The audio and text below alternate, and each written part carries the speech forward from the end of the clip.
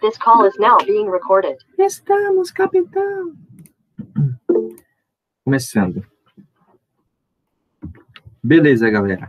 Sejam bem-vindos a mais uma aula aqui de física, nossa segunda aula de física, né? Hoje a gente vai começar, de fato, a aprender. Ok? Bom, pessoal, a nossa aula de nivelamento, na verdade, ela é a primeira aula do curso de física que eu dou, tá? Ano passado eu não tive aula de nivelamento com nenhuma das turmas que eu dei aula, e essa foi a primeira aula de física. Então, agora que a gente tem essa aula de nivelamento, vamos colocar ela aqui. Beleza? A primeira aula nossa vai ser aqui de nivelamento. Tá bom? E na última aula, né, vocês viram que deu uma confusão lá tremenda, mas a gente conseguiu aproveitar um pouco, né? Então, o que a gente vai ver hoje? Como vocês estão vendo ali no título da aula, aqui, ó, a gente vai ver notação científica, grandezas, vetores e vamos fazer uma introdução à cinemática. Então, a gente vai ver bastante coisa, vai ser uma aula um pouquinho densa, mas estamos aí abertos a dúvidas, vocês levantem a mão, liga o microfone, fala aí à vontade, tá? Que a gente vai responder suas dúvidas. Eu e o Raul. Raul deve estar chegando, cadê ele? É Paulo. Putz, é Paulo. Eita. O Raul é o de matemática, caramba. O Raul é o de matemática. Ele me falou aqui, pô, meu nome é Paulo. Caramba, Paulo, foi mal. Foi mal, Paulo. Poxa, confusão, hein?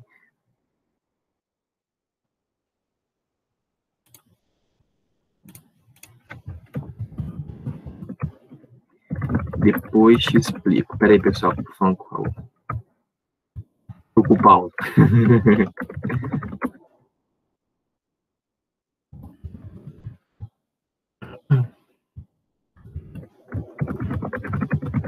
Vamos lá, galera. Vou deixar o Paulo aqui de lado agora e depois ele vai entrar aí com a gente. Então, vamos lá. Todos prontos, todos vendo aí? Bora, então, para a nossa aula. Bom, potência de 10. Galera, alguns viram a aula introdutória, a aula de nivelamento. Olha, chegou. A aula de nivelamento que eu dei na turma de matemática, né? Então, vocês viram comigo um pouco de potenciação, correto? E aí, Paulo, bem-vindo. Vamos fazer então aqui, pessoal. Vocês viram então um pouco de potenciação, né? Comigo. E, bom, na física a gente vai usar muito potenciação, na física e na química, né? Só que na física e na química, uma potência muito mais importante é a potência de base 10, tá? Bom, pessoal, o que é a potência de base 10, né? Não é muito complicado assim, né? Vou explicar para vocês mais ou menos aqui como é que é o feijão com arroz que a gente faz, né? É basicamente assim, pessoal. Eu tenho, por exemplo, 10 elevado a 4, tá? O que é 10 elevado a 4? É o número 1, certo? Aí você coloca 4 zeros à direita, tá? Vamos entender assim, pelo menos, né? Por enquanto. 10 elevado a 4, coloco o número 1, 4 zeros para a direita. Beleza? Se eu tiver 10 elevado a 2, então vai ser 100, né? Que é 1 mais 2 zeros. 10 elevado a 1 é 10. Né? E isso também a gente sabe pelas regrinhas da potenciação, né? Porque 10, qualquer número elevado a 1 é o próprio número. Ok? E quando a gente tem expoente negativo? Vamos fazer aqui 10 elevado a menos 2. Beleza, não tem nenhuma dificuldade também. A única coisa que aumenta é que tem uma vírgula. A gente bota o zero, uma vírgula, e coloca outro zero e coloca o 1. Então, olha só. É a mesma coisa que você colocar o número 1 e botar uma quantidade de zeros. Só que quando a gente tem 10 elevado a número negativo, esses zeros ficam na esquerda. Quando a gente tem 10 elevado a positivo, os zeros vão para a direita, né? E por consequência do negativo ter os zeros à esquerda, a gente tem que ter uma vírgula lá no comecinho. Vamos de novo, ó, 10 elevado a menos 4. Isso é o quê? Eu posso colocar o 1 aqui, aí eu vou ter 1, 2, 3, 4 zeros. Aí tem que ter uma vírgula lá no primeiro. Ok? Então, é isso daí, pessoal. A potência de base 10 a gente pode entender assim, inicialmente, dessa forma, tá? Coloco o número 1, se o expoente é positivo, o número de zeros à direita, se o expoente é negativo, o número de zeros à esquerda, e lá no comecinho eu boto uma vírgula. Tá bom? Mas tem uma forma mais legal ainda de vocês entenderem a potência de base 10. Né? E isso daí vai vir com a notação científica. Deixa eu puxar aqui para baixo agora. A notação científica. A notação científica, pessoal, é o seguinte. A gente tem um valor numérico ali, por exemplo, 152. Certo? Só que assim, na física e na química, é muito comum a gente ter valores meio chatos, assim, tipo, valores ou muito pequenos ou muito grandes, certo? Então, a gente sempre tenta escrever esses valores de uma forma mais agradável, né? Por exemplo, esse número aqui, ó, que tá no texto. Depois vocês vão ler esse texto aí, tá? 149.600.000. Imagina vocês fazendo uma conta com esse número. Pô, é uma droga, né? Você ter que ficar escrevendo 140.600.000 cada vez que for fazer uma soma, subtração, multiplicação, enfim. Então, para isso, nós usamos a notação científica. A notação científica consiste no seguinte, galera. A gente vai pegar um dos números que são diferentes de zero, o primeiro número diferente de zero, e a gente vai colocar ele no comecinho. Ó, qual que é o primeiro número diferente de zero no 152? É o número 1. Então, a gente vai colocar ele no começo, ó. Pá. Certo? E depois desse número, a gente coloca uma vírgula, e a gente vai colocar os outros números que tiverem, né? No caso aqui, 52. Certo? Só que olha só, esses números não são iguais. 152 não é igual a 1,52. Para ser igual, eu tenho que multiplicar o 1,52 por 100. Ok? Só que daí esse 100, a gente pode escrever ele como potência de base 10. A gente pode escrever, então, como 10 ao quadrado. Beleza? Isso daí é a notação científica. Tá? Agora, a gente vai entender o que a potência de base 10 faz aí para a gente na notação científica, né, nos números que a gente vai trabalhar. Bom, pessoal, a importância da potência de base 10, assim, que a gente pode olhar praticamente, assim, uma coisa que é mais visual, certo? E menos número, é a posição da vírgula. Exatamente. A posição da vírgula. Vocês podem entender que a potência de 10, ela vai ser uma coordenada para a vírgula. Ela vai falar assim para a vírgula, ó, vírgula, você está em tal posição. É isso que a potência de base 10 vai dizer. Beleza, pessoal? Bom, vamos tentar entender o que está acontecendo. Ó. Nesse número mesmo, 152, a gente sabe que existe uma vírgula aqui, né? Depois do 152 existe uma vírgula. E aí a gente tem lá um zero ou infinitos zeros. Né? Aí os zeros depois da vírgula não tem valor, né? Tem aquela ideia. Bom, galera, isso não é 100% certeza, tá? Mas como eu disse para vocês no começo do curso, a gente vai aprender um monte de mentiras. Mas, vamos lá. A gente sabe que depois desse 152 a gente tem uma vírgula, certo? E essa vírgula, ela está aqui numa determinada posição. Eu não sei qual que é, mas ela está ali, eu sei que ela está ali naquele momento. O que a potência de 10 vai fazer? Ela vai falar para a vírgula andar para um lado ou para o outro. Tá? Se eu pegar, por exemplo, esse meu número 152 e multiplicar ele por 10 à terceira, eu estou falando para a vírgula, você vai andar 3 casas para a direita. É isso que eu estou falando. Então, se eu tinha uma vírgula aqui no 152, ela vai andar 3 casas para a direita. Então, eu vou ter 152. Aí a vírgula andou uma casa, apareceu um zero. Andou outra, apareceu outro zero. Andou outra, apareceu outro zero. Certo? Agora ela está aqui, ó. Beleza? E se a potência for negativa? Sem nenhum problema. Ó. Vamos supor que eu tenha 152 e multiplico ele por 10 elevado a menos 2. Winnie Tavares está tentando entrar de fora do domínio, travei ela, de fora do domínio do Somos Educação. E ela desistiu. A Winnie é colega de vocês, né? Eu acho que ela está tentando entrar fora do plural. Já vou aceitar ela depois que ela tentar de novo. Bom, aí ela tentou de novo. E aí, Winnie, seja bem-vinda. Acho que ela não chegou ainda. Enfim, ela vai ser bem-vinda. Então, galera, 152 e agora eu multipliquei por 10 elevado a menos 2. O que vai acontecer? É o contrário de quando eu multipliquei por uma potência com expoente positivo. Então, quando eu multipliquei por 10 a terceira, a minha vírgula andou 3 casas para a direita. Agora que eu multipliquei por 10 a menos 2, ela vai andar 2 casas para a esquerda. Então, eu vou ter... A vírgula estava aqui, né? Aí ela vai andar uma casa aqui e outra casa. Então, eu vou ter agora 1,52. Ok? Beleza? Beleza. Então, é isso que é a potência de base 10, galera. Nada mais, nada menos do que... ela é vírgulas que estão andando, né? E quando a gente tiver só o 10, né? Aí vocês nem precisam mais decorar esse negócio do 1. Ah, eu boto 1 e 5 zeros. Não precisa. Por quê? Porque quem teve aula comigo lá de matemática sabe que o número 1 é o elemento neutro da multiplicação. Então, ele está multiplicando todo mundo o tempo todo. Então, olha só o que temos aqui, ó, nesse 10 à quinta, a gente tem 1 vezes 10 à quinta. Certo? E melhor do que isso, 1 vezes 10 à quinta é o quê? É 1,0 vezes 10 à quinta. E agora vamos fazer essa vírgula andar.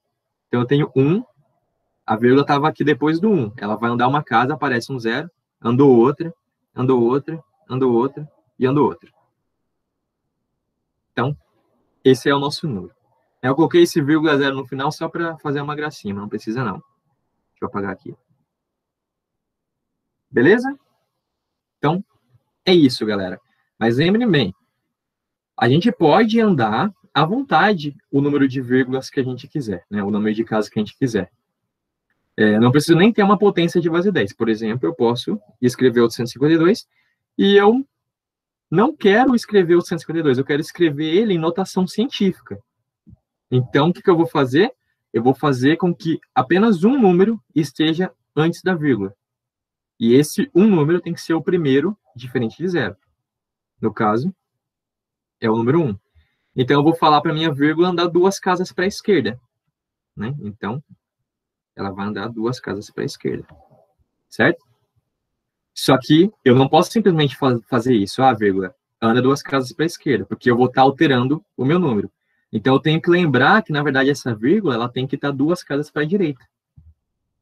E aí eu multiplico por 10 ao quadrado. Certo? Certo. Ok. Pode parecer um pouco confuso para vocês, mas vocês vão pegando o jeito depois. Deixa eu fazer um último exemplo aqui.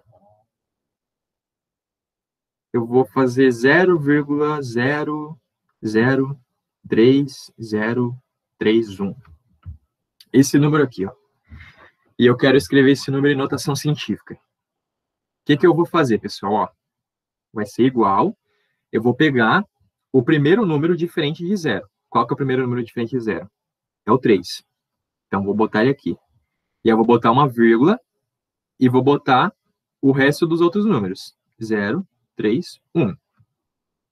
Ok? Só que olha só. A minha vírgula estava aqui e eu trouxe ela para cá. Então, eu acabei tendo que andar quantas casas? Eu acabei tendo que andar 1, 2, 3 casas. Eu andei 3 casas para a direita. Então, eu alterei meu número. Eu tenho que lembrar que ele não é esse número. O 0,003031, ele é 3,031, só que essa vírgula tem que estar 3 casas para a esquerda. Então, eu vou lá e lembro. Ó, ela tem que estar 3 para a esquerda. Show de bola? Show. Beleza, então.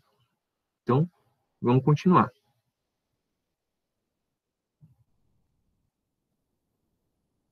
Aqui já tem uma questão do Enem, ó. Isso é uma questão do Enem mesmo, ó. O vírus influenza é uma partícula esférica que tem um diâmetro interno de 0,00011 milímetros, né? Que a gente saiba que isso é milímetros. Em notação científica, o diâmetro interno do vírus influenza em milímetros é... Então, beleza. Só colocar em notação científica. O que a gente quer? A gente quer que tenha o primeiro número diferente de 0 no começo. Então, qual que é ele? Número 1. Bota ele aqui, põe vírgula e põe o resto depois dele, que vai ser só 1, né? Mas para essa vírgula vir parar aqui, quantas casas que eu tive que andar para a direita? Eu tive que andar 1, 2, 3, 4. Então, se eu andei 4 para a direita, eu tenho que lembrar que o número precisa voltar, que a vírgula precisa voltar 4 para a esquerda, para ser o mesmo número. Então, eu vou colocar aqui, ó, 10 elevado a menos 4 milímetros. Beleza? A resposta, então, vai ser a alternativa D. Tá? Questãozinha do Enem aí, simplesinha. Aqui está escrito, né? Enem 2019 adaptada. É adaptada porque provavelmente ela pedia talvez em metros, ao invés de milímetro. Aí a gente envolveria mais alguma coisinha que a gente vai ver logo, logo. Beleza? Vamos aqui para a próxima parte. Sistema Internacional de Medidas. Bom, na física e na química também, a gente trabalha não só com números, né, pessoal? Na verdade, os números para a gente, né, a matemática para a gente, é somente a linguagem que a gente vai usar para conversar com a natureza, certo? O que a física estuda de fato é a natureza, ok? E desse estudo da natureza, a gente inventou várias unidades, né, várias coisas que a gente nomeou para facilitar o nosso estudo da natureza. Por exemplo, um dia o homem precisou trabalhar com líquidos. Ele precisou, sei lá, saber quanto de líquido que flui por um determinado rio, um riacho, para talvez construir uma barragem, para talvez irrigar a sua plantação, alimentar o gado, né? Ele descobre, poxa vida, o meu gado, ele bebe 5 baldes de água aí, a minha vaca, né? Bebe 5 baldes de água por semana, né? Beleza, 5 baldes, mas é o balde dele, né? Se ele, sei lá, levar a vaca para outro lugar onde tem um outro balde, talvez a vaca morra de sede, tá? Não, isso não vai acontecer, tá? Mas, enfim, vocês estão me entendendo, né? Talvez ele não vai precisar mais de 5 baldes, talvez ele vai precisar de 7 baldes, ou ele precisa só de 3, né? Então, tem uma diferença, tem uma variação aí, né, na forma com que as pessoas trabalhavam com a natureza no passado. E aí que surgiu a ideia das unidades, né? Para facilitar o trabalho, né? Para facilitar os cálculos, facilitar as trocas, né? Quem gosta de história também já viu lá na aula de história, né? Então surgiu várias unidades por aí. E depois que o mundo começou a globalizar, né? Que começaram a conseguir mandar cartas para vários lugares do mundo, a fazer trocas por embarcações aí que viajavam quilômetros e quilômetros nos oceanos, né? Eles passaram a precisar de uma unidade de medida que fosse mais padrão, né? Porque vocês já estão cansados de ouvir isso, eu acho, né? Porque, sei lá, o Pedro Álvares Cabral lá, ele trabalhava lá na Europa com baldes que hoje a gente conhece por balde de 5 quilos, né? Aí, beleza. Aí ele chegou na Índia, aí não, eles não usavam baldes, eles usavam, sei lá, sacolas com 2 quilos, entendeu? Só que eles não sabiam que era 5 e 2 quilos, mas, bom, eu usava uns baldes para medir, eles usavam uma sacola, e aí? Como é que a gente vai fazer, né? Porque eu quero comprar as sacolas do indiano, mas eu não sei se o preço que eu estou pagando é justo, né?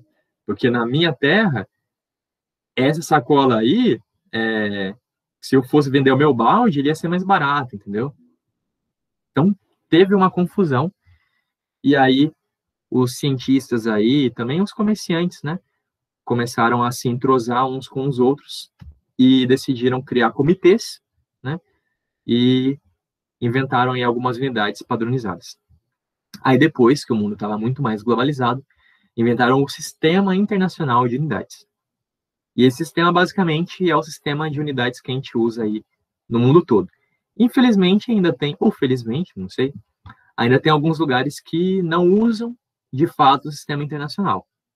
Tipo, alguns de vocês sabem que lá nos Estados Unidos, por exemplo, às vezes se pesa as massas em libras, né, ao invés de 100 quilos.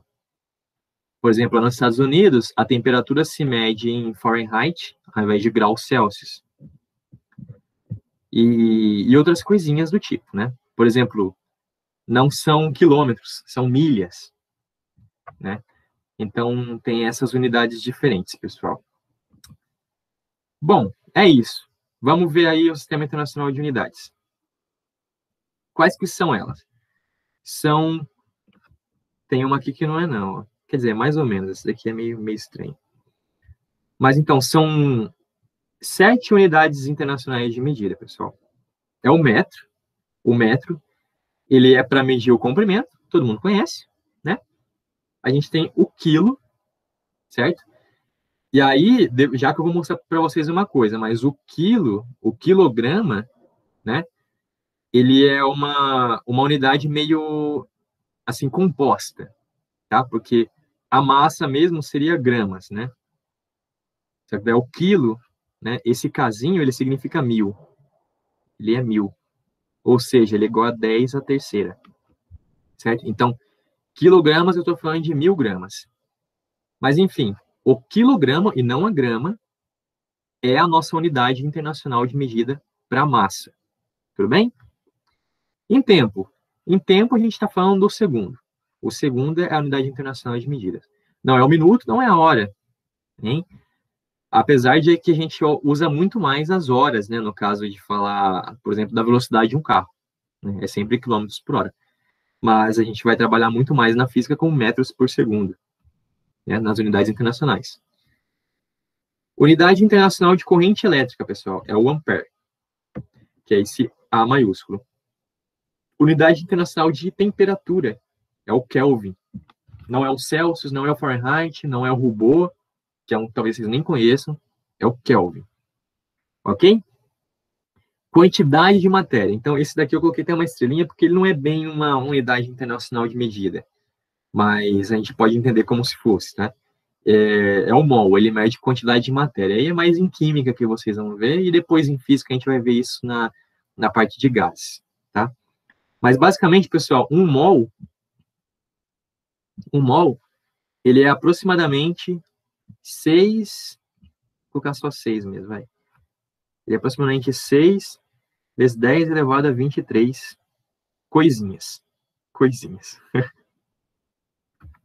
Certo? Então, se eu estou falando 6 vezes 10 elevado a 23, eu estou falando de um mol. Certo? Geralmente, eu falo de um mol de átomos, um mol de moléculas, né? Mas, enfim, essa unidade aí é o mol, que vocês vão usar bastante. Tá bom? Eu acho que é 6 vezes 10 elevado a 23 mesmo. Ô, Paulo, você confirma para mim? É 6 vezes 10 elevado a 23? Tá sem o som, Paulo, tá? Já confirmado. Tu tá sem som, Paulo? Tá me tirando? Caramba, será que Não, o Paulo deve conseguir falar assim. Winnie, você consegue falar alguma coisa, Winnie? Sim. Ah lá, o Paulo Paulo, você está com problemas técnicos. Obrigado, Winnie. Imagina. Mas então, confirmaram ali. Eu vi que o Paulo confirmou e falei assim, sim, leitura labial. Vamos lá. A unidade internacional de luminosidade, pessoal. Isso aqui a gente não vai usar não, tá? Só talvez se a questão perguntar, putz, qual que é a unidade internacional de luminosidade? Aí vocês vão falar que é o candela, beleza? E de ângulo, sim, tem de ângulo. É o radiano, tá? Não é o grau, beleza? A gente vai trabalhar bastante com graus também, mas a unidade internacional é o radiano, ok? E, galera, sistema de unidades, já tem um monte de exercício que envolve só sistema de unidades e notação científica, tá? Então, a gente precisa conhecer muito bem isso e também os prefixos que a gente vai ver agora. Vamos lá. Os prefixos. Bom, tá aí todos os prefixos, né? O nome deles, certo? O símbolo deles. E aqui a potência de base 10 que eles representam. Sim, os prefixos representam potências de base 10, tá? E aqui está o nosso querido quilo, olha só, que é o casinho. Ele representa 1000. Tem uma galera, assim, que gosta de falar de valor monetário, né? Principalmente galera que trabalha em algumas empresas aí, que eles mexem com números muito grandes, gostam de falar, às vezes, com os prefixos. Eles falam assim, putz, hoje a empresa faturou, sei lá, 52K, entendeu? Então, é uma forma aí cool, né, de vocês falarem cool, né, pessoal? Se vocês não sabem, cool é isso daqui, tá? Não é... Enfim, vamos pular esse assunto. Vamos lá. A gente tem o mega, né, que vai ser 10 elevado a sexta. Tem o giga, que é 10 elevado a nona, né? A gente tem o hecta, que é 10 elevado ao quadrado. A gente tem o deca, que é 10 elevado à primeira. A gente tem o deci, que é 10 elevado a menos 1. A gente tem o centi, 10 elevado a menos 2. Temos o mili. Não confundam mili com metro, tá? Cuidado. Saibam identificar quando é mili e quando é metro. Então, o mili, 10 a menos 3. Temos o micro também, 10 a menos 6. Ah, acabou. Não. Tem muito mais prefixos, pessoal. Tem mais para cima do giga e mais para baixo do micro, tá? Só que a gente não vai trabalhar tanto com eles assim. Vai ter um, na verdade, que vai ser mais importante para a gente, que é o que está abaixo do micro, que seria o nano. O nano é um Nzinho, né? Vou colocar aqui, ó. Nano. E ele é 10 a menos 9. Tudo bem? Muito bem, galera. Agora, uma coisa que eu quero explicar para vocês aqui é que esses prefixos, vocês não podem esquecer que eles são números, tá? Eles são números que nem na matemática a gente fala que x é igual a 2, sei lá, a gente sabe que o k é igual a 1000, certo? Então, a gente tem que lembrar que eles são números, tá? E tratá-los nas contas como números. Por exemplo, eu tenho aqui o litro, né? Ó, pessoal, o litro é uma medida de volume, tá? Eu vou falar isso para vocês, vai. O litro, ele é uma medida de volume, só que ele não é a medida de volume no sistema internacional, tá? Porque o litro, ele é... Como que eu posso dizer para vocês? Ele é uma ampliação do comprimento, tá? Vamos entender dessa forma. Ele é um filho do comprimento, né? A gente tem que a unidade de comprimento é o metro, né? Que a gente viu agora há pouco. E a gente tem a superfície, a área, né? Por exemplo, eu posso dizer que essa caneta aqui, ela tem, sei lá, 12 centímetros de, sei lá, 12, 10 centímetros de comprimento, né? Essa caneta aqui. Mas eu posso dizer, sei lá, que esse papel aqui, do Google, inclusive, olha só, Google Negócios, você é louco, ficar empresário, ó. Esse papel aqui tem uma área, uma superfície, né? E eu posso falar, sei lá, que nela tem meio metro quadrado. Lógico que não é meio metro quadrado, tá? Mas estou falando isso para ficar mais fácil de vocês entenderem, né? É algo mais comum falar de metros quadrados. Então, a gente tem uma área aqui. Aqui seria um comprimento, aqui seria uma área. Na matemática, comigo, inclusive, quer dizer, vocês não, vocês são a turma de exatas, né? Eu dou aula de geometria na turma de matemática, na turma de humanas, né? Mas, enfim, vocês vão aprender na matemática que a área, ela é uma dimensão a mais que o comprimento, certo? Então, ela é como se fosse uma filha do comprimento. E o volume, existe o volume também, por exemplo. Tira esse papel para lá, eu tenho essa caixa. Essa caixa aqui, beleza? Ela tem um determinado volume, né? Eu tenho um comprimento dela, né? Por exemplo, aqui, essa altura. Eu tenho uma área de superfície aqui numa das faces dela. E, além disso, eu tenho um volume. Eu posso guardar objetos aqui dentro, guardar sólidos, né? E o volume, ele é um filho do comprimento também. Tá bom? Vocês vão aprender isso melhor lá em matemática. Mas, enfim, o litro, ele é uma unidade de volume, mas ele não é a internacional. A unidade internacional de volume deveria ser o metro cúbico.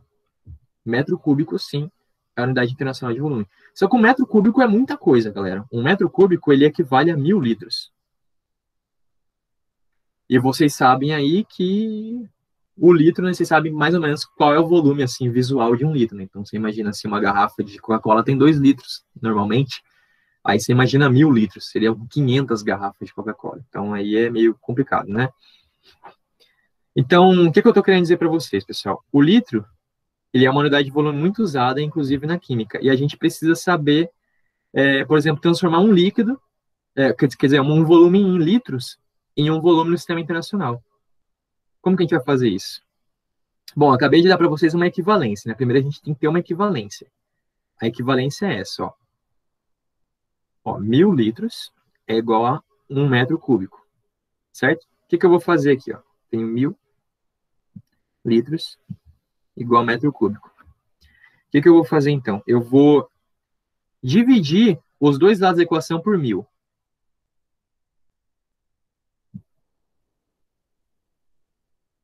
Certo? Do lado esquerdo, eu tenho aqui, ó, 1.000 sobre 1.000, que é 1. Né? Então, o elemento neutro da multiplicação eu posso escrever só como L. E do outro lado, eu vou ter metro cúbico sobre 1.000. Só que a gente já viu que o 1.000, ele é 10 elevado à terceira. Certo? E das propriedades da potência, a gente sabe que se eu tenho uma divisão aqui de dois caras com o mesmo expoente, a gente pode colocar esse expoente em evidência. Né? Quem teve aula de matemática aí comigo básica, viu eu falar, né, que o expoente, né, a potenciação, ela é distributiva sobre a operação multiplicação, tá? Que é a mesma operação que a divisão. Então, eu posso colocar meu expoente em evidência. Beleza? Aí, olha só. Esse 10 que está embaixo, eu posso chamar ele de deca. Porque ele é 10 elevado a 1, né? Não, melhor, eu vou chamar ele de 10 elevado a menos 1, né? Porque eu tenho ali, ó, 1 sobre 10. Eu vou chamar ele de 10 elevado a menos 1. Então, beleza. Então, aqui, agora eu vou ter metros. E esse 10 que estava embaixo, ele vai passar para cima como 10 elevado a menos 1. E eu ainda tenho aqui, ó, ao cubo. E esse 10 elevado a menos 1, eu vou chamar ele de déci. Vou chamar ele de déci. Então, eu vou ter aqui, ó, decimetros. Então, aqui eu tenho um decímetro, que é uma unidade que talvez você já deve ter ouvido falar. Um decímetro, né? Então, eu tenho um decímetro cúbico. É o que eu encontrei. O que a gente acabou de encontrar aqui? 1 litro é igual a 1 decímetro cúbico. Certo? Interessante, né? E aí, beleza, galera. Vocês vão encontrar isso muito nos exercícios aí, né? Aí vocês precisam lembrar que 1 decímetro cúbico, né? Se vocês quiserem transformar ele em metros cúbicos, sei lá, vocês têm que lembrar que esse decímetro, ele é um número. Ele é 10 a menos 1. Então, quando eu for transformar ele em outra unidade ou em outro número, tem que lembrar que ele é um número para que eu não esqueça de elevar esse expoente aqui. Tá bom? Então, isso daí é muitíssimo importante. Porque olha só, um erro que poderia acontecer. Vamos lá. Vamos supor que o exercício te pede, ou nem te pede, mas no meio do exercício você precise transformar 1 decímetro cúbico. Não, vamos colocar 25 decímetros cúbicos. Opa. Decímetros cúbicos em litro. Você precisa transformar em litro. Aí você poderia fazer o seguinte, eu sei que déci é 10 a menos 1. Então, beleza. Aí eu sei que metro cúbico é 1.000 litros. Show! Então, isso daqui vai ser 25 déci e metro é 1.000 litros. Então, pô, 1.000 litros, né? Metro cúbico é 1.000 litros. Então, o que eu vou ter aqui? Eu vou ter 25 vezes 1.000. Então, eu vou ter 25.000 decilitros. Já era. Entendeu? Resolvido. É palpável, né, pessoal? Você olha assim, caramba, tá certo, né? 25 decímetros cúbicos é 25 mil decilitros. Tá corretíssimo, né? Mas não tá, galera. Não tá porque você esqueceu, infelizmente, que o deci não é um nome. Ele não é, sei lá, uma unidade de medida. Ele é um prefixo, ele é um número. Então, o correto, isso aqui tá errado. O correto seria 25. Aí eu lembro que o deci é 10 a menos 1, certo? E aí eu posso lembrar, né? Quer dizer, aí eu vou passar meu expoente aqui, ó. Então, vamos lá.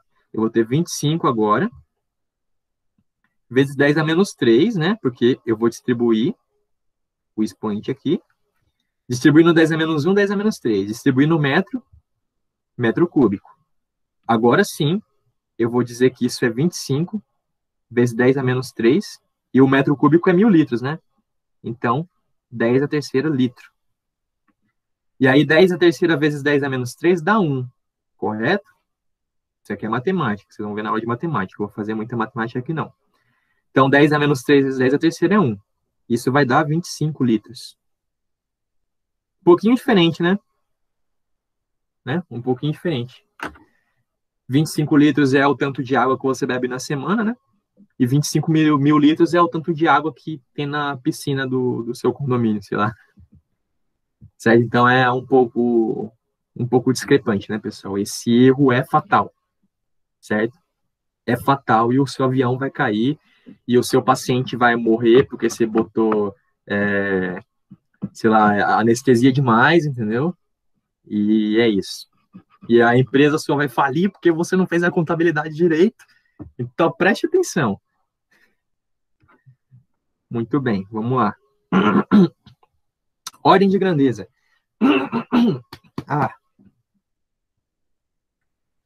Ordem de grandeza, galera. Vamos lá. Ordem de grandeza é um pouco meio chatinha. Eu tenho que colocar um número na forma de notação científica, certo?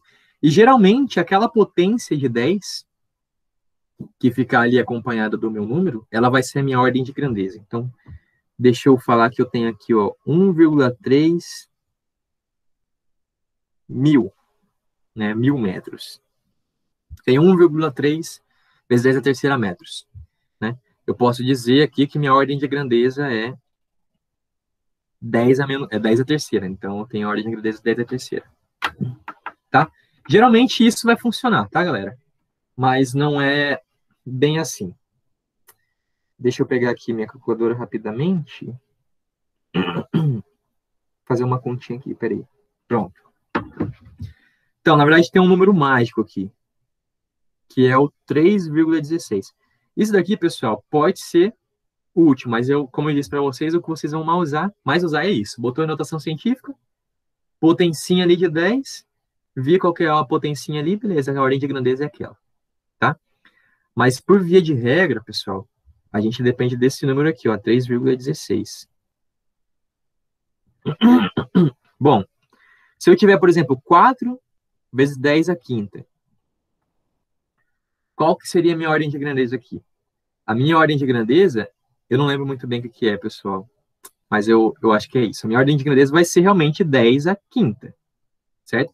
Mas se eu tiver um número menor que 3,16, sei lá, 3,05 vezes 10 a quinta, 10 a quinta, então eu vou dizer, na verdade, que minha ordem de grandeza é 10 a quarta, certo? Vai ser 1 a menos, tá? Isso daqui, pessoal, eu acho que vai servir mais para os curiosos, tá? Vocês podem usar no vestibular só isso mesmo, de ver a potência da notação científica, tá bom? E por que desse 10 a 10,16, né? Porque 10,16 ele é igual a raiz de 10, tá? Aí essa raiz de 10, aí a gente faz como se fosse uma divisão entre será que é o redondo para cima ou será que é o redondo para baixo, ok? Camille perguntou alguma coisa? Deixa eu ver. 10,16? Hã? O que você quis dizer, Camille? 3,16. Ah, eu falei 10? Ah, desculpa. 3,16. Ah, o Paulo conseguiu abrir o som. Dá um oi aí, Paulo. Consegui. Não sei o que tem acontecido aqui. Poxa, desculpem, eu tava te chamando de Raul. Raul é o monitor de matemática. Foi mal. A gente acabou de se conhecer também, né? Não, tá tudo tranquilo. Tá tudo tranquilo. Ainda é bem recente. Beleza, então tá perdoado, né? Ok. Galera, depois vocês leem esse textinho aqui, tá? Vou deixar o material com vocês, né? Lógico. E aí vocês deem uma olhada lá. Ó, exemplo de exercício da FUVEST. Vamos lá. Forma-se uma pilha de folhas de papel, em que cada folha tem 0,1 milímetros de espessura. A pilha é formada da seguinte maneira.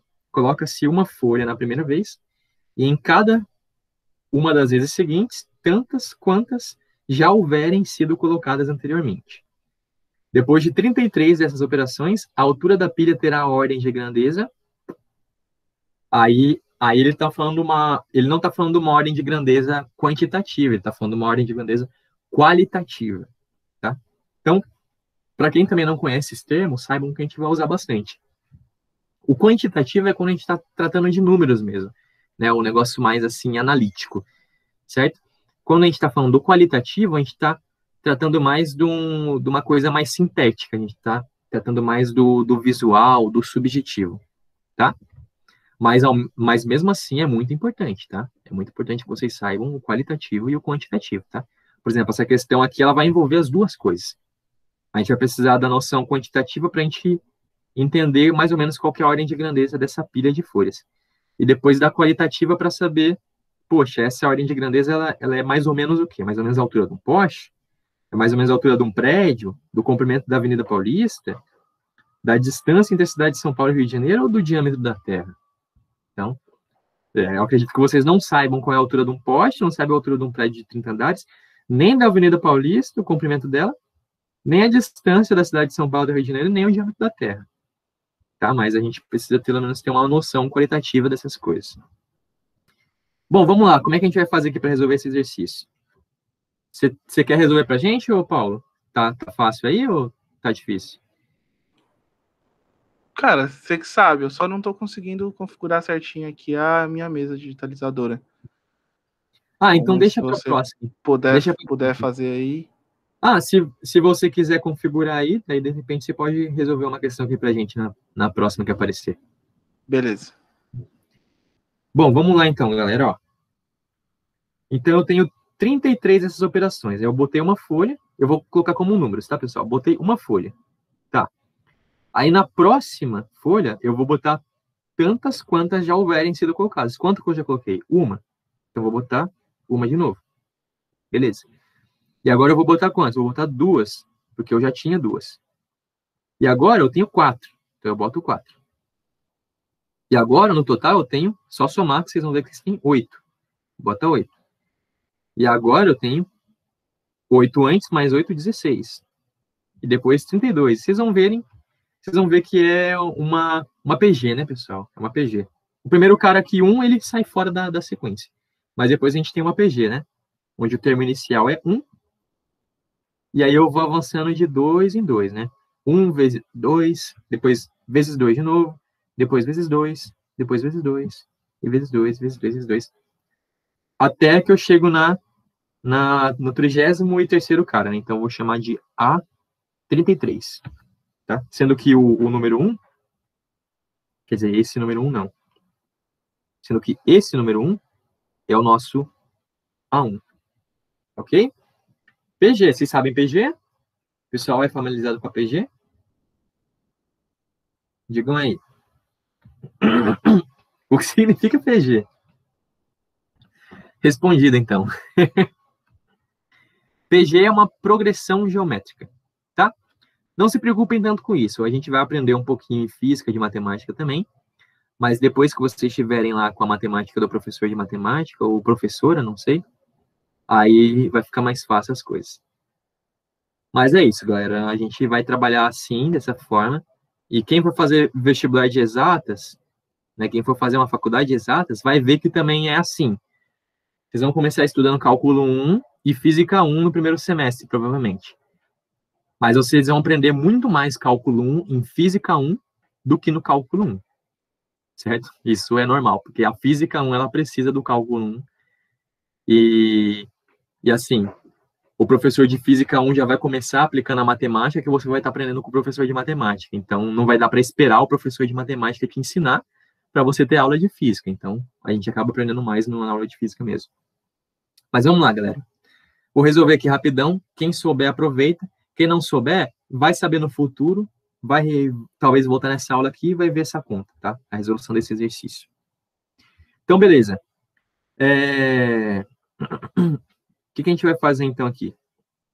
Eu quero saber qual que é meu A33, né? Na verdade, esse A33 eu vou chamar de A32. Por que A32? Porque eu falei que esse segundo 1 era o meu A1, né? Eu falei que o segundo 1 é o meu A1. E eu tenho 33 colocações, né? Sendo que a primeira foi essa. Então, esse foi a primeira, esse foi o A1, A2, A3, A4, A5, A6, certo? Só que vocês podem ver que o A6, ele na verdade é a 7ª colocação, ó. 1, 2, 3, 4, 5, 6, 7. Então, a 33ª colocação vai ser o nosso A32. Beleza? Como é que a gente vai saber quantos papéis que a gente colocou, né? Bom, a gente vai ter que fazer uma soma de termos de IPG, né? Como é que é a soma dos termos de IPG? Eu tenho a soma dos enésimos, os primeiros enésimos termos da PG, né? O enésimo, tipo, vamos falar que é S5. Aí eu tô falando da soma dos primeiros 5 termos da PG, tá? Então, SN é a soma dos enésimos termos. No caso aqui, eu já vou colocar a resposta de fato, né? Que a gente quer o S32, né? Porque a nossa PG, ela começa aqui, ó. Então, ela tem 32 termos. Então, eu quero a soma desses 32. A gente pode até esquecer do primeiro papel, porque é 1 milímetro, é 0,1 milímetro só, e a gente quer só ordem de grandeza, então, putz, dane-se aquele papel, né? O resto vai valer muito mais no final. Então, o que é o S32? Bom, isso daqui vai ser o quê? Vai ser o termo inicial da PG, né? A1, vezes a razão dessa PG, elevado ao número de termos que eu estou somando, ou seja, 32, menos 1, dividido pela razão, menos 1. Certo? Vamos fazer a continha. Quem que é o primeiro termo? É o número 1. Né? Aqui, ó. É o 1. Então, nem preciso colocar ele. Isso aqui é 1. Qual que é a nossa razão? A nossa razão é 2. Né? A gente vê que os números são multiplicados de 2 em 2. 2 vezes o anterior, 2 vezes o anterior, 2 vezes o anterior. Então, nossa razão é 2. Então, eu vou ter aqui, ó, 2 elevado a 32, menos 1. E aqui eu tenho 2 menos 1. Isso vai acabar sendo 2 elevado a 32, menos 1. Né? Porque embaixo vai dar 1. Certo? Muito bem. Agora, galera, 2 elevado a 32, vocês acham que é um número pequeno ou grande? Me respondem aí. Grande. Grande pra caramba, inclusive. Né? Muito grande. 2 elevado a 32, eu acho que minha calculadora nem cabe. Minha calculadora é boa, hein? Deixa eu fazer a conta aqui para ver. 2 elevado a 32. Putz, eu nem sei pronunciar esse número. Peraí que eu sei, não. Eu sei sim, peraí, vai lá. Tá. 2 elevado a 32 é 4 bilhões 294 milhões 967.296. É um númerozinho aí, né? Olha só. E é uma fração da fortuna do Elon Musk. Nossa, que coisa, né? Que coisinha, né? Muito bem. Bom, pessoal, continuemos. 2 elevado a 32, então, é um número muito grande. Então, olha só. Vocês acham que esse menos 1 aqui vai influenciar no 2 elevado a 32? Vocês acham que isso vai acontecer? Não. Então, a gente vai simplesmente cagar para ele. Joga ele fora. Então, quantos papéis que eu tenho? Ah, eu tenho 2 elevado a 32 papéis. Pronto. É isso que eu tenho de papel. Acabou. Ok? Muito bem. Só que, olha só, pessoal, é difícil saber qual que é o valor desse número, né? Eu, pelo menos, não sei de cabeça quanto que é 2 elevado a 32. E a gente precisa saber mais ou menos quanto que é. Certo? Como a gente não sabe, a gente vai começar a fazer aproximações. E olha, galera, para vocês que acham que a aproximação é uma acostumbração, é uma preguiça, não. Existe uma matemática rigorosa de aproximação, matemática das aproximações. Isso daí é uma coisa muito boa de saber fazer, tá? E tem que ser feito com muita cautela, inclusive. Bom, nesse caso aqui, a gente tem uma... como é que fala? Uma flexibilidade maior, né? No caso, numa questão de vestibular. Mas vamos lá, como é que a gente vai fazer, pessoal? É muito difícil de identificar o valor de 2 elevado a 32 desse jeito. Mas a gente sabe identificar o valor das coisas quando elas estão em potência de 10. Porque, poxa, é muito fácil, eu posso ter qualquer número aqui, eu posso ter π. Se eu tiver a potência de 10 aqui, ó, 10 elevado a 17, eu sei qual que é o valor dele, entendeu? Eu sei qual que é o tamanho desse número, porque é eu pegar o π e andar 17 casas para a direita, entendeu? A vírgula. Então, a gente vai tentar fazer aparecer uma potência de 10 aqui, nesse 2 elevado a 32. E aí a gente vai começar a estudar um pouquinho as potências de 2, ó. 2 elevado a 1 é 2. 2 elevado a 2 é 4. 2 elevado a 3 é 8. Tá, e vocês vão fazendo lá a continha, ó. Vocês vão chegar no momento que vão ver 2 elevado a 10. E quanto que é 2 elevado a 10? 1024. 1024. 1000, né? 1024 é 1000, né? O que você acha, Paulo?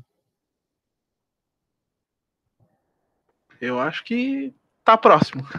É 1000, né? Então, Tá pertinho. vamos falar que é 1000. 2 elevado a 10 Comparado com 4 milhões, né? então. 2 elevado a 10 é 1000. Acabou. Certo? E aí, o que a gente vai fazer, então, nesse 2 elevado a 32? A gente vai falar que ele é 2 elevado a 2, vezes 2 elevado a 10, vezes 2 elevado a 10, vezes 2 elevado a 10. Né? Quem aprendeu potenciação sabe que esse número, eu estou fatorando 2 elevado a 32, né? Eu escrevi ele como 2 elevado a 2, depois 2 elevado a 10, depois 2 elevado a 10 e 2 elevado a 10 de novo. Se a gente fizer essa conta, vai somar os expoentes, vai dar 2 a 32 outra vez. E agora eu vou falar que o 2 elevado a 2 é 4, né? E o 2 elevado a 10 é o quê? É 1000. E o outro é 1000 também. E o outro é 1000 também. Resumo da história, esse daqui é 4 vezes 10 a nona. Certo? Então, aproximadamente, temos 4 vezes 10 a nona folhas de papéis empilhadas. Tá? Qual que é a espessura de cada folha? Tá aqui, ó. 0,1 milímetro. Então, vamos continuar. Eu vou até apagar aqui agora. Espera aí. Então tá. Então, qual que é o tamanho? Eu vou chamar o tamanho de L. Esse é o tamanho da nossa pilha de papel. Vou chamar de H. H é mais legal de chamar quando a gente está falando de altura. Então, ele tem 4 vezes 10 a nona papéis, cada um com 0,1 milímetro. Ok? O que é o mili? Ó, não confundam o mili com o metro, tá? Milímetro, não. O mili é o primeiro cara ali, ó. O que é o mili, galera? A gente viu agora há pouco. Ó, esse 0,1 é 10 elevado a menos 1, tá? Só vou escrever ele aqui como 10 elevado a menos 1. E o mili é 10 elevado a menos 3. Isso em metros. Beleza. Vamos fazer a multiplicação das potências de 10? Bom. Conservamos a base, somamos os expoentes, isso vai dar 4 vezes 10 a quinta metro. Beleza? Vamos melhorar isso daqui. Vamos escrever como 4 vezes 10 ao quadrado, vezes 10 a terceira metro. Por que eu fiz isso? Bom, vocês podem ver que 10 ao quadrado vezes 10 a terceira é 10 a quinta, né? Mas eu fiz isso para que aparecesse o nosso querido quilo aqui, ó. Apareceu o quilo. Então, eu vou ter o quê? Vou ter 4 vezes 10 ao quadrado, quilômetros. Quilômetros, né? E 4 vezes 10 ao quadrado é o quê? 400. Qual que é a resposta, pessoal? Vocês podem me responder aí? Eu acho que é a D. Exatamente, é a D. Essa beira de papel tem aproximadamente aí, tem a ordem de grandeza, né, da distância entre São Paulo e Rio de Janeiro, né, 400 quilômetros. Beleza? Vocês viram a mágica que aconteceu nesse exercício? Muito bonito esse exercício. E olha só, galera, nós só usamos ordem de grandeza, as unidades, né, alguma manipulação algébrica, claro, de matemática básica só, inclusive, tá? E essa parte da PG, né, que, poxa, é uma matemática muito básica também, pessoal. Lógico que não é matemática básica, mas, assim, do que vocês vão aprender no curso de matemática, PA e PG é uma das coisas mais importantes, tá? Cai em todo o vestibular, PA e PG, beleza? Nossa, galera, eu fico cabreiro, hein? Pô, Paulo, aí você vai ter que continuar a aula, Paulo, desse jeito, tá, galera? Não. Não é você, sou eu. Típico discurso de relacionamento. Ai, ai. Agora, pessoal, a gente vai começar, de fato, uma físicazinha aqui, ó. Vamos começar uma físicazinha. Ó, então, pessoal, a gente vai ter exercício depois para resolver sobre essa parte aqui básica da física, tá? Que são, né, potência de base 10, notação científica, sistema internacional de medidas. Isso daqui é o alicerce da nossa física, tá, galera? Os prefixos, a ordem de grandeza e essa maracutaia doida aqui que a gente fez. Já é? Já é. Então, agora, pessoal, olha só, vou falar para vocês sobre grandezas, né? Isso que a gente vai ouvir falar tanto na física. Alguém, antes de a gente passar para a próxima parte, alguém tem alguma dúvida? Quer fazer alguma pergunta? Não, acho que não, professor. Tá tranquilo. Camille, não, tá sossegada. Mais alguém? Não? Então, vamos continuar. Tá tranquilo, tá favorável. Beleza. Então, galera, hoje no telecurso, a gente vai ver sobre grandezas físicas, né? E a gente vai ter sempre duas grandezas físicas na física, que é a grandeza escalar, na nossa física, né? A grandeza escalar e a grandeza vetorial. Tá bom? Qual que é a diferença delas, pessoal? A grandeza escalar, eu só preciso de um número e de uma unidade. É só isso que eu preciso. Qual que são os requisitos da grandeza escalar? Eu preciso de um número, preciso de um nome para esse número, né? Que a gente vai chamar de unidade. Certo? Então, aí eu tenho exemplos de grandezas escalares. A massa. A massa é uma grandeza escalar. Ah, eu tenho 50 quilos, né? Beleza. Precisa falar mais uma coisa? Não. Você já entendeu. 50 é o número, né? É a intensidade, certo?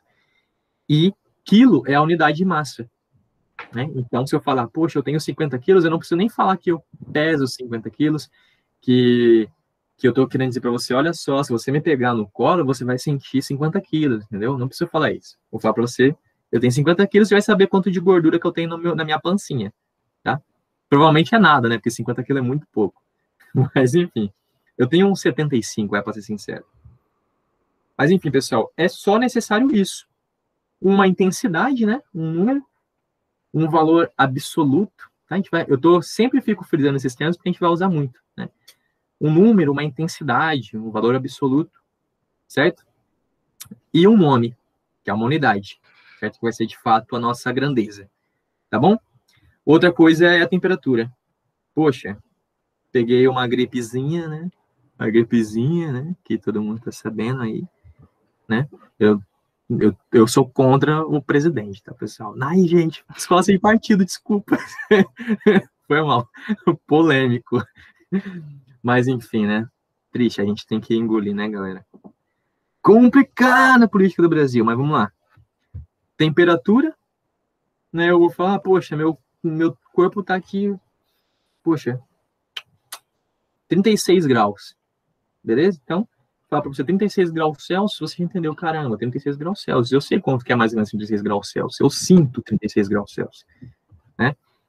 Aí, se por acaso eu tiver, sei lá, com a minha cremosa, alguma coisa assim, eu tiver nervoso com alguém, então eu vou estar com uns 45 graus Celsius, é que vocês me entendem, pá. Brincadeira, parei. Mas então, galera, e o tempo também é uma grandeza escalar, né? Eu posso simplesmente falar que agora são 8h42, né? 8 horas e 42. Não preciso de mais informações. Talvez eu deva falar que é 8 horas e 42 da noite, né? Mas eu poderia falar também que é 20 horas e 42. Aí eu não preciso falar da noite, né? Então, mais um exemplo. E a energia? Energia talvez seja um pouco trevoso, assim, para vocês, um pouco obscuro, mas a gente vai ver muito ainda sobre energia para frente. Mas energia também é uma grandeza escalar, pessoal. Só preciso de um valor e uma unidade, tá? Vocês devem conhecer bastante dos alimentos, né? Ah, essa barrinha de cereal, ela é muito boa, tem nutrientes e só tem 80 quilocalorias, certo? A caloria é uma medida de energia também, tá bom? E a grandeza vetorial? Essa daqui que vai ser a mais complicadinha pra gente. A grandeza vetorial, ela precisa de um número, né? Um valor absoluto, uma intensidade, um número. Ela precisa de uma unidade, mas ela precisa de outras duas coisas. Ela precisa de uma direção e um sentido. Então é um pouco mais complexa, galera. Eu, por exemplo, se eu falar para vocês, caramba, ontem eu precisei ir na padaria e... Não, vocês perguntam para mim, putz, onde que é a padaria aqui perto? Aí eu falar para vocês, pô, é 50 metros. Aí lascou, né? Porque você tem aí infinitas direções para você andar 50 metros. Né? Então, isso não fica determinado. Isso não é o suficiente para expressar uma grandeza vetorial. Eu devo falar para você, pô, é 50 metros sentido norte-sul. Né? Aí melhorou pelo menos a situação, né? Você vai 50 metros para frente, se não encontrou, você volta 100 metros. Né? Mas, enfim, para ser exatamente determinada, certa, eu preciso da direção e do sentido também. Então, eu vou falar para você, caramba, a padaria é 50 metros para o norte, certo? Já tem uma direção, que pode ser norte e sul, e eu estou falando para você, pô, é para o norte, né? Ou eu posso falar para vocês assim, ó, é naquela direção. Com o braço mesmo, né? Com o braço. O braço está dando a minha direção, e o meu dedo está apontando para o sentido. Então, onde que é a padaria? É para lá, 50 metros para lá. Grandeza vetorial determinada, certo? Você vai chegar na padaria, se eu não for um filho da mãe, né? Então é isso, galera. Exemplos aqui de grandezas vetoriais, né? A velocidade, né? A velocidade, eu vou falar para você, putz, eu estou correndo 50 metros por segundo, vai 10 km por hora, eu tenho que falar para você qual a direção sentido, né? A posição que eu acabei de explicar para vocês, pô, a padaria é 50 metros ali, né? Então, é uma grandeza vetorial, a posição também. A aceleração, a força também é uma grandeza vetorial, tá? Porque, por exemplo, eu posso pegar essa caixa aqui, ó, beleza, e eu vou falar para você, eu tô colocando 10 newtons nessa força. Tá, 10 newtons nessa força, 10 newtons nessa caixa, tá? Isso não é o suficiente, cara. Eu preciso falar qual que é o sentido e qual que é a direção dessa força.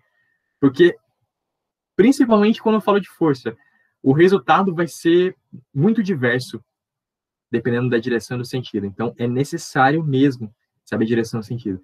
E se eu colocar 10 newtons aqui, ó, direção vertical, sentido para baixo, não vai acontecer nada, ó. Não vai acontecer nada, praticamente.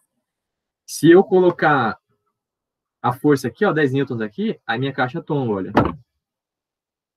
Certo? Se eu colocar embaixo dela, vocês não estão vendo, mas eu colocando embaixo dela, ó, ela tombou para frente.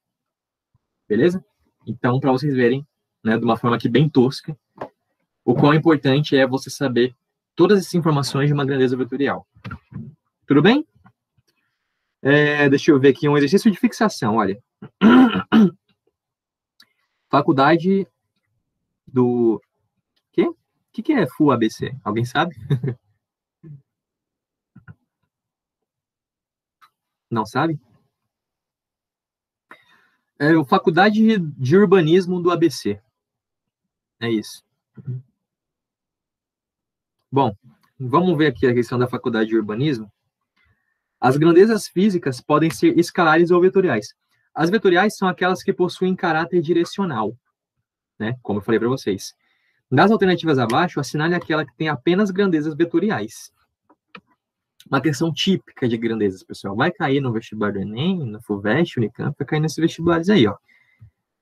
Letra A. Só tem grandezas vetoriais? Não. A única grandeza vetorial é a força. A massa e o tempo, eu não preciso de uma direção em sentido. O B. Qual que é a grandeza vetorial aqui? A única é a velocidade. A temperatura e o tempo não precisam de sentido. C. A potência, a gente não falou sobre a potência ainda, pessoal, mas a gente tem temperatura, que não é vetorial.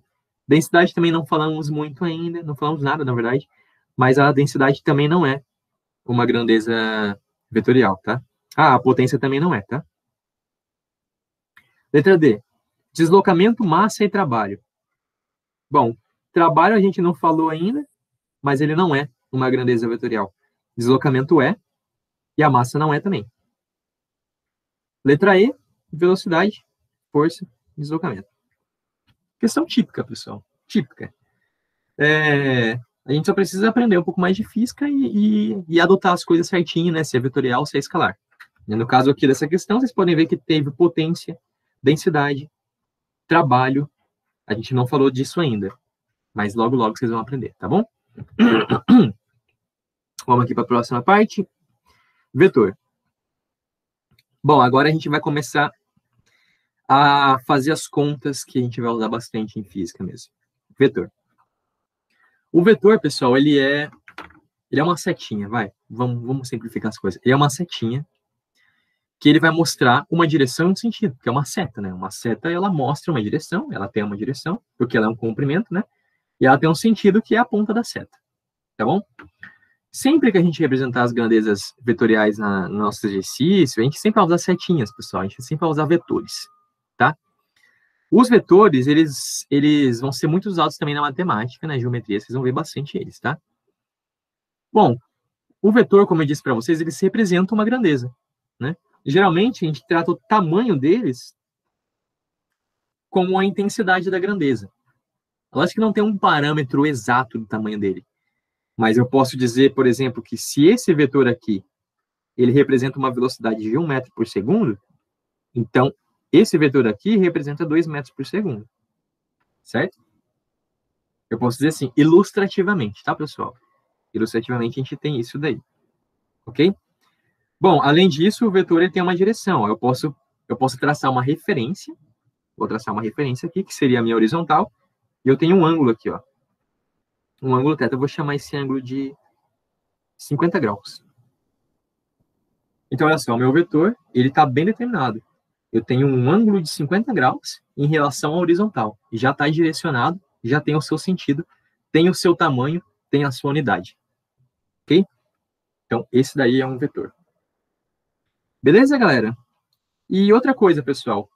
Na matemática, a rigor, o vetor ele não precisa de uma origem. Né? Porque vocês estão vendo que o vetor ele sempre começa num ponto e termina no outro, né? Na matemática, ele não precisa necessariamente de uma origem, tá? Por exemplo, se eu tiver um plano cartesiano aqui, ó, certo? E tiver esse vetor aqui, esse vetor ele tem um ângulo de 60 graus com a horizontal e ele tem um tamanho de 5, tá? Se a gente estiver falando só de matemática, a gente não vai precisar de unidade, tá? Então, a gente vai falar que ele tem um tamanho de 5. Se eu tiver um outro vetor aqui, ó, também com um ângulo de 60 graus e tamanho 5, eu não vou falar que esses dois vetores são diferentes, tá? Eles são iguais, tá? Porque o vetor ele não depende da sua origem. Na matemática, tá, pessoal? Na matemática ele não depende da sua origem. Se eu tiver uma direção, um tamanho, um sentido, tá pronto, esse é o meu vetor. Eu posso ter vários deles, eles vão ser o mesmo vetor, tá? Em várias posições diferentes, é o mesmo vetor. Ok? Agora, na física, isso já tem um pouco de diferença, tá? Por exemplo, eu tenho a minha caixa aqui de novo. Daqui minha caixinha, deixa vocês verem melhor a caixa aqui, ó. Beleza, galera. Eu vou colocar a minha caixa, ó, ela tá aqui, ó, bem... Vocês não conseguem ver, mas ela tá quase caindo da mesa. Eu tenho um pedaço dela fora da mesa. Eu vou tentar mostrar para vocês, ó. Ó, não sei se dá para vocês verem, mas tem um pedacinho aqui, ó, que tá fora da mesa, tá? Então, saibam que isso tá acontecendo. O que eu vou fazer, galera? Eu vou pegar aqui, ó, um vetor, que é o meu dedo. Ele é um vetor bem simples. Eu vou tentar fazer uma força que vai ser igual a todas que eu vou fazer aqui na caixa, certo?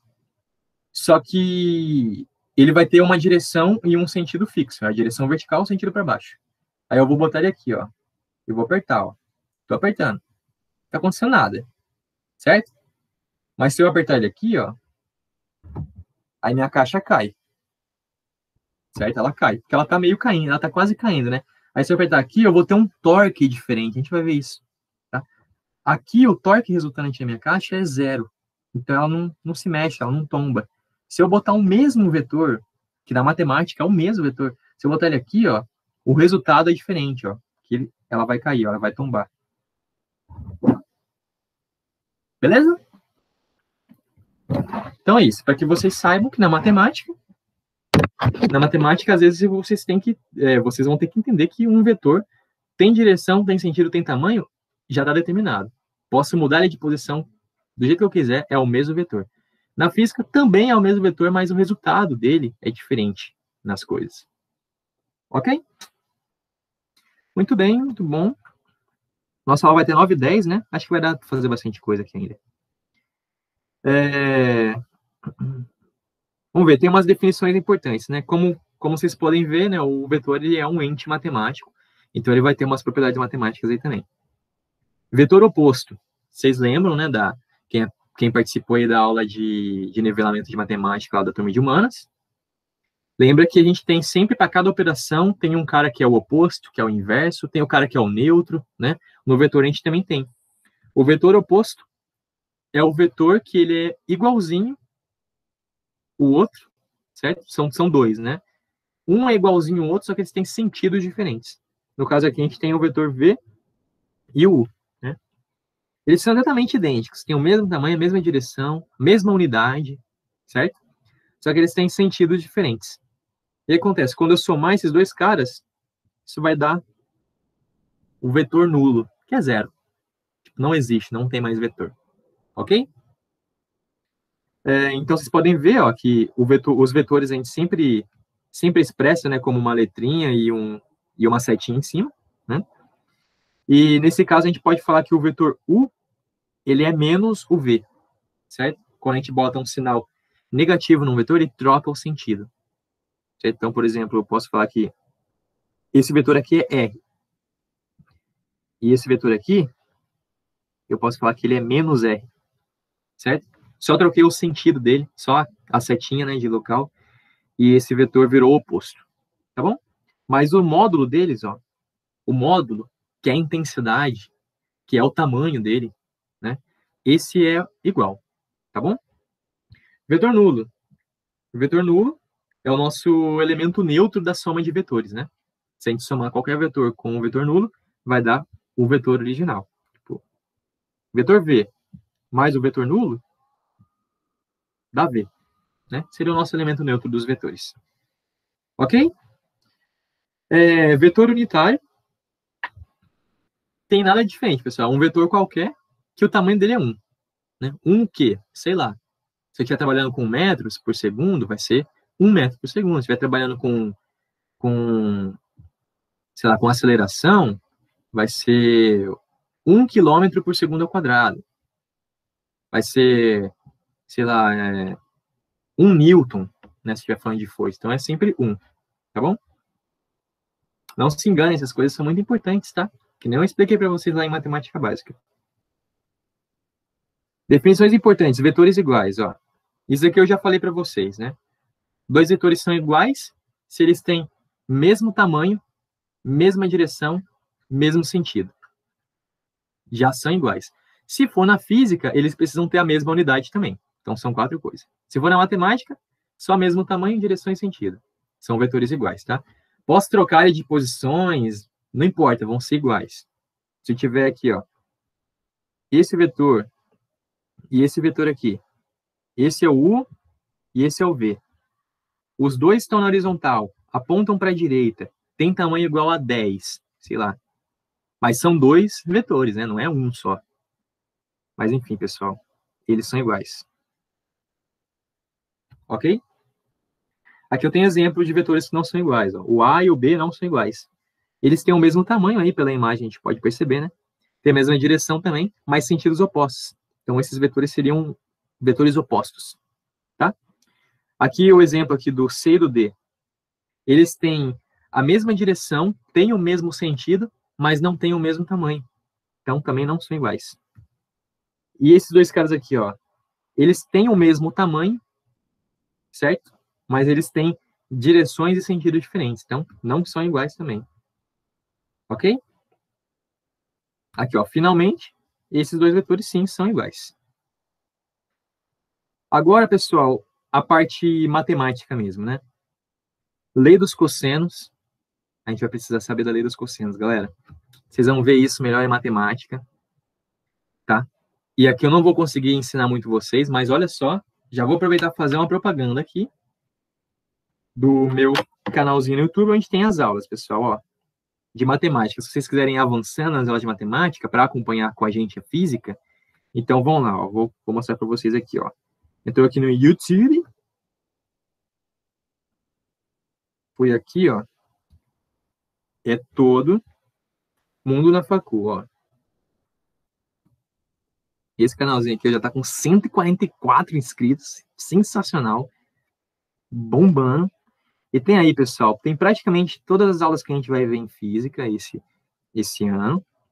E as aulas que eu vou dar em geometria também. E, pessoal, nossa melhor amiga em física vai ser a geometria, tá?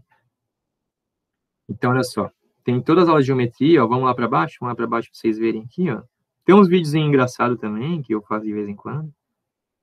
Cadê as aulas de... Opa. Aula de trigonometria. Vamos ver se eu encontro aqui. Aqui, ó. Introdução à trigonometria, ó. Aqui eu acho que eu já falo de lei dos cossenos, lei dos senos, tá? Aqui também tem uma aula que é ainda até melhor, ó. Que é... Aqui, ó. Essa aula aqui, ó. Triângulos. Triângulos retângulos e quaisquer. Essa aula... E tem essa aula aqui de triângulos também, ó, as aulas de triângulos, que vão ser importantes, fazer lei do cosseno, vai ver triângulo retângulo, e pá, a gente vai usar muito isso daí em física, tá? Então, se vocês quiserem, pessoal, entrem lá, vão assistindo um pouco, tá? Que isso vai até ajudar vocês aí em todo o estudo de matemática, física e química também. Falou? Vamos voltar aqui para nossa aula, né? Lei dos cossenos, galera. Então, ó, não vai dar tempo da gente passar isso agora, tá? A gente vai fazendo exercícios conforme a gente for tendo aulas, tá? Então, a gente vai usar a lei dos cossenos para somar e subtrair vetores, tá? A gente vai usar...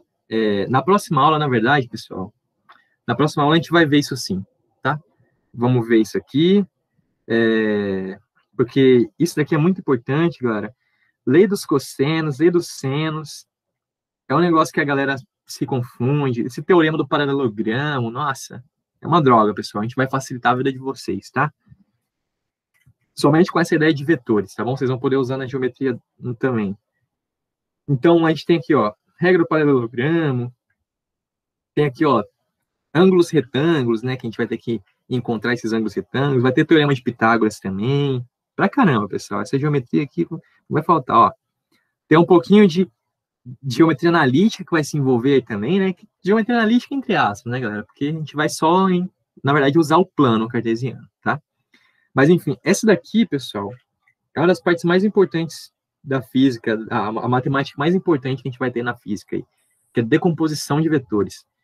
Vocês têm que aprender a decompor vetores, tá? Tem que aprender. E a gente vai aprender isso na próxima aula com mais calma, tá? Vamos fazer bastante exercício. Decomposição de vetores aqui de novo, vai ter exercício para vocês fazerem, tá?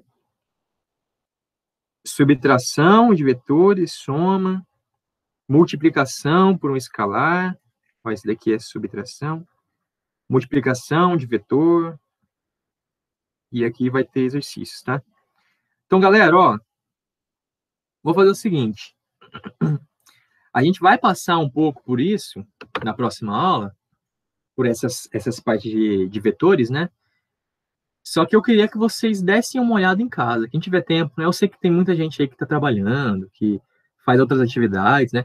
Mas se tiver um tempinho, dê uma olhada em casa, né? A gente vai ter aula só no próximo sábado, sem ser amanhã no próximo ainda, né? Dê uma olhada em casa sobre essa parte de lei dos cossenos, lei dos senos, tá?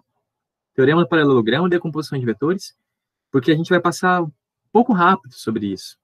Como eu disse para vocês, nosso curso, ele vai ser um pouco apertadinho, tá? Então, a gente precisa do comprometimento de vocês em casa. Tá bom? Galera, acho que a gente fica por aqui hoje. Ô Paulo, você quer falar mais alguma coisa? Não, tá tranquilo. Tranquilo, a gente... A Emanuele quer perguntar alguma coisa? Gente, professor, você falou assim pra gente ver a parte de vetores em casa, né? Tipo, pra dar uma olhada assim rápido sobre a lei dos cossenos, tá, tudo mais. A gente pode ver e você manda os exercícios pra gente, e aí se a gente tiver dúvida, a gente tira a dúvida com o Paulo ou com você, sei lá. Sim, A gente não tem um grupo, né, Paulo? Não. Não, a gente vai criar um grupo, pessoal, não sei se vocês querem, mas a turma de humanas criaram um grupo de geometria lá e a galera tem tirado dúvida lá, tá eu, uns monitores lá, tirando dúvida, tá bem legal, sabe? Inclusive, Paulo, depois a gente vai ter uma reunião aí, eu, você, todo mundo de exatas, pra gente criar um negócio bem legal para os alunos. Mas então, galera, tentem estudar um pouquinho, né, respondendo a pergunta aí. Eu vou mandar esse materialzinho para vocês, que já tem algumas questões. A gente provavelmente vai dar uma instruída para vocês no material que a gente recebeu, né, do ângulo. E vocês vão tirando dúvida, tá, pessoal? É isso, vai tirar dúvida e fazer exercício. Tudo bem?